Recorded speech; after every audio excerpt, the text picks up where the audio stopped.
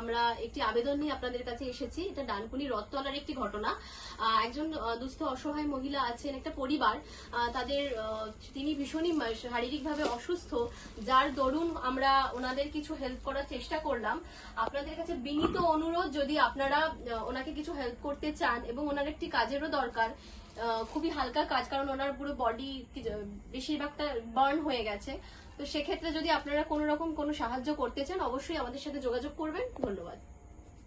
তালতলায় একটা ফ্যামিলি থাকে, যিনি ভাড়া বাড়িতে থাকে, খুব দুস্থ মানুষ। ওনারা লাস্ট কিছুদিন ধরে খুব অবস্থা খারাপ, মানে অবস্থা বলতে প্রচণ্ড অবস্থা খারাপ। ওনার খাবার মতো কোনো জিনিস ছিল না, কিচ্ছু নেই বাড়িতে, কদিন থেকে না খেয়ে ওনারা আছে। তো আমাদের কাছে এই ইনফরমেশনটা এসেছে কদিন ধরেই, কন্টিনিউ আমাদের কাছে খবরটা আসছে যে জিনিসটা করার জন্য।